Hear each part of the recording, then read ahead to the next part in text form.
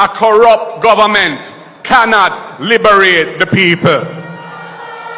If the head of the stream is corrupt, the entire river will be also. I do not support corruption. Corruption takes money away from children's education. It deprives hospitals of basic necessities.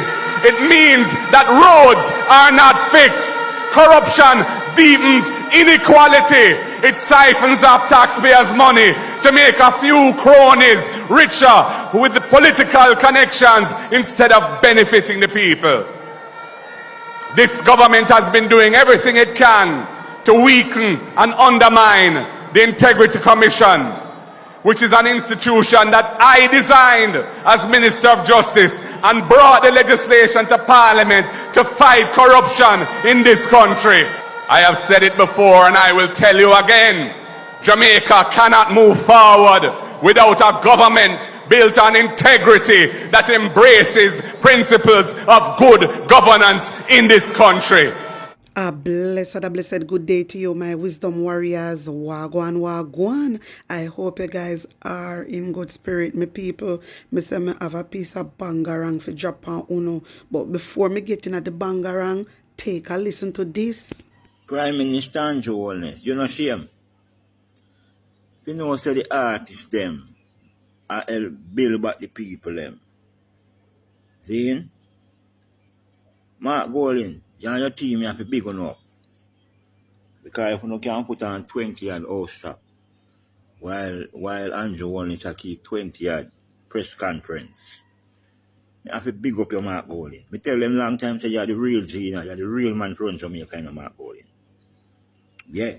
Now, Andrew Holness, you want credit for what the artists them do. Big respect to Spice again and Vibes Cartel. Big respect to every artist, even the artists that will come from overseas. When name Trey, something like so. Yeah, man. And him sing one song named Sweet Lady. Can you be my sweet lover? Him did that Jamaica too. Yeah. And him help out a lot of people. So we can't forget them man, brother. So Andrew Holness, you can't get no blood clot credit for what going on the ground. Because you never put on nothing on the ground. And big up to the Maroon Chief for the decision what you make. Because if you did let Andrew Holness in your town and the JDF, then will come back later on like a hurricane come scrape everything. So I like how you make a decision. Reject them help and do it yourself. To please yourself and your people then. Big up the Maroon Chief. Straight. Yeah man. Andrew Holness, big man thing. You can't get no credit for the ground for where Spice, for where Lisa Anna, for where Usain Bolt, for where Beanie Man, for where Vibes Cartel, Alkaline, and for where Shaggy, and for where the foreign artists yeah, will come here. Trey, away my name. Yeah. And so many other artists, Massacre and all them man there. We had put out them donation and help people. Yeah, man. You can't get no credit for them that good work the Andrew Holness. You don't deserve a bumbuckler credit. No time at all this so. No way at all a country. Because you don't do nothing on the ground for help the people them. So when the follower them come and talk about Andrew Holness, this Andrew Holness now do nothing for the people in my country. Nothing. And town people, let me say only something. Do not just party and rejoice and forget on a family or country, Rasta. Because it could have been we at town in the dilemma with them in. You understand? So try remember them in our prayers. People back in Kingston, remember the country people in our prayers. You see what I say? Andrew Holness, no credit you can't get to where I go in a country right now. Because you don't do nothing there. You hear that? Questions are again being raised about the equitable distribution of the government's generator program. Businesses in Savlamar, Westmoreland are said to be struggling to remain open as they remain without electricity. President of the Westmoreland Chamber of Commerce, Moses Chaibar, says some owners are being forced to use old generators, compounded by the issue of high fuel costs to keep them running. Hurricane Melissa may have been long gone, but for many business operators in Westmoreland, the struggle is far from over. President of the Westmoreland Chamber of Commerce, Moses Chaibar, says the biggest blow has been the lack of electricity, especially in Savannah Lamar.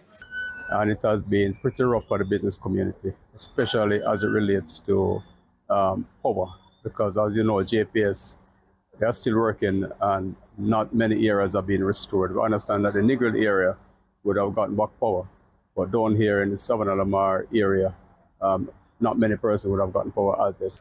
He says the dependence on generators is becoming unsustainable. Fuel costs are skyrocketing and breakdowns are frequent, especially for older equipment. Persons have been using standby generator, and it is very costly.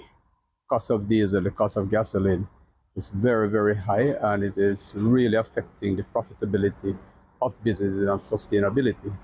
And not only that, because most persons or some persons generator may not be brand new, and so they're having breakdowns and have to be doing some mechanical repairs and all of that. And for those who have stuff that have to be kept refrigerated, many have been suffering from spoilage. The Prime Minister had promised generators for businesses most in need, but Mr. Chaibar says so far none appear to have reached Westmoreland.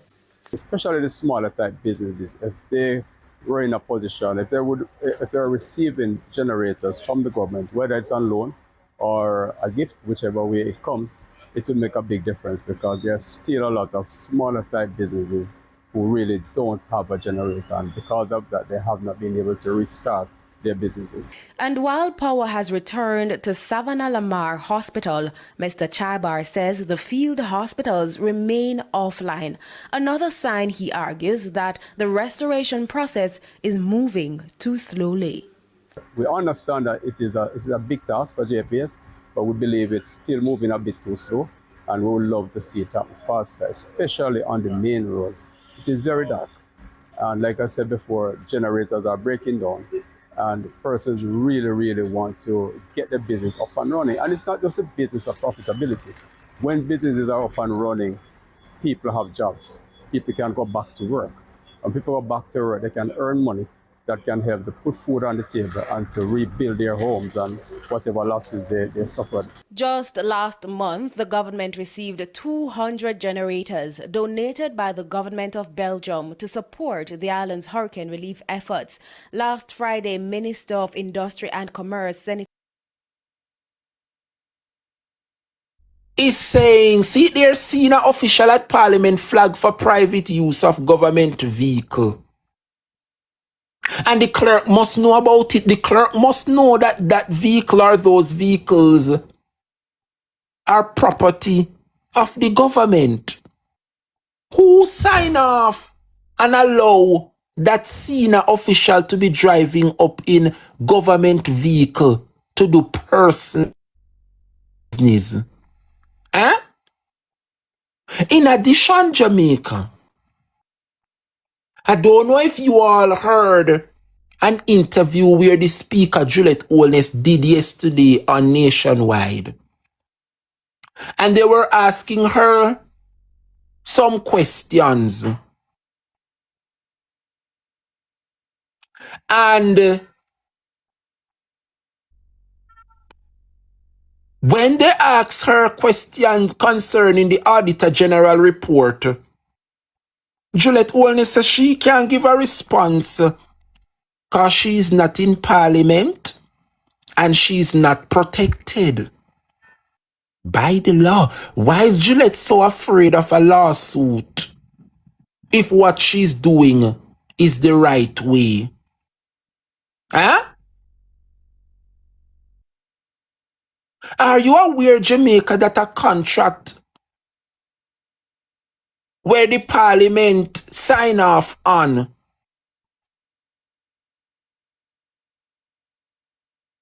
the Auditor General is reporting that a contract was given, sign off on, to a particular business place to to do work and refurbish Parliament. And based on what the Auditor General report states, the work was completed and paid for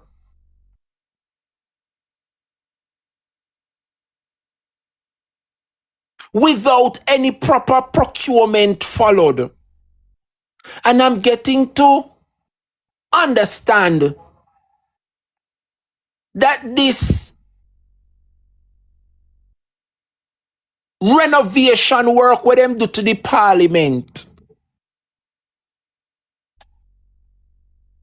no contract was signed, but yet still this renovator, whatever they call themselves, get the contract and the work complete before the contract was signed.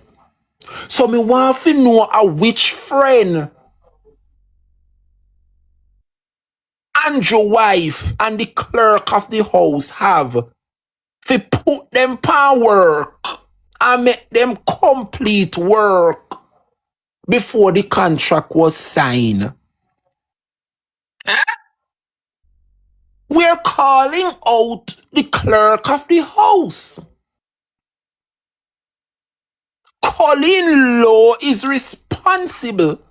And as the Speaker of the House, she was asked about the Auditor General report last night in an interview on NNN. And her response is that she cannot give a response because she's not in Parliament and she's not protected by the law. This is a serious matter, you know. The Auditor General is reporting Jamaica, right? That there has been work done up a Parliament. I hear say they renovate the canteen or whatever they renovate in a Parliament. The Auditor General is exposing the corruption that is happening in the Parliament under the Jamaica Labour Party. And what the Auditor General is exposing is that work has been completed before contract was signed.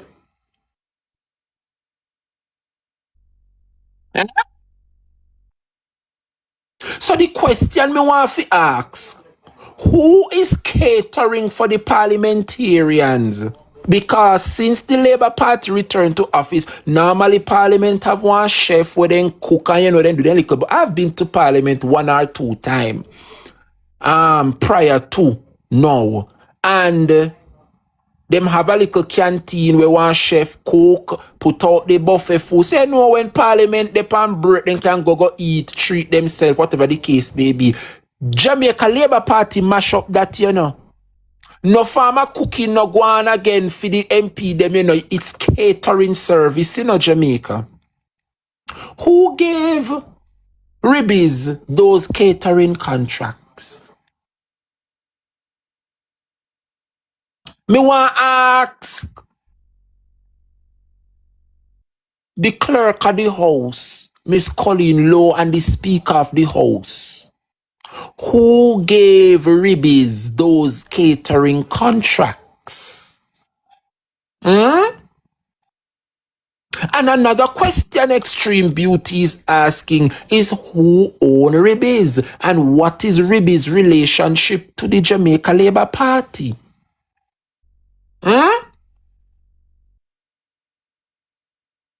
Ribbies got the government contract for Parliament canteen. And that is a question, not a statement. So the biggest question I want to ask them this morning, was there a bid? Or was there a procurement followed? Because I can't understand how work to be completed before the contract was signed. That means that they make sure give them friend the work, and because the friend have the capital to do the work, them do the work and expected to get them pay. Yeah.